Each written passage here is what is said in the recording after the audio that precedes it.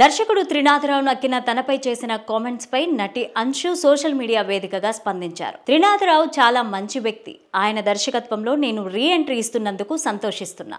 త్రినాథరావు పైన నాకు ఎలాంటి కోపం లేదు. నన్ను ఫ్యామిలీ మెంబర్ లాగా చూసుకున్నారు. ఆయన సూచనలు సలహాలు నాకు ఉపయోగపడ్డాయి.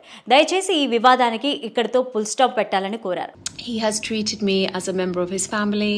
I've worked on this movie for 60 days. So please, everybody, if we can put this to bed, because I'm so excited for the movie and I feel we should all watch the film. Sandeep Kishan హీరోగా త్రినాథరావు దర్శకత్వంలో తెరకెక్కుతున్న మజాకా సినిమాలో అంశు కీలక పాత్ర పోషించారు.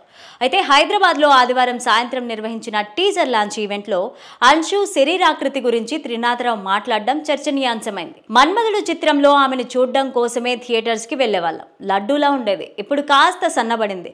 తెలుగులో నటించాలంటే కొంచెం బొద్దుగా ఉండాలంటూ అంశు శరీరాకృతి గురించి త్రినాథరావు చీప్ కామెంట్స్ చేశారు. త్రినాథరావు కామెంట్స్ పైన సోషల్ మీడియాలో నెటిజన్లు మండిపడ్డారు.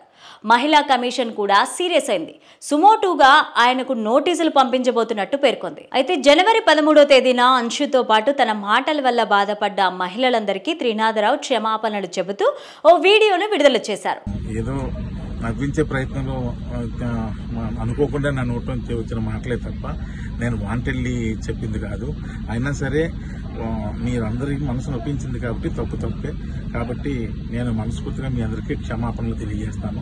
అయితే త్రినాథరావు వ్యాఖ్యలపైన చర్చ జరిగిందని తన దృష్టికి వెళ్లడం పైన దీనిపై ఆమె స్పందించారు. త్రినాథరావు అంటే తనకు ఎంతో గౌరవమని, అతను చాలా మంచివారని చెప్పింది.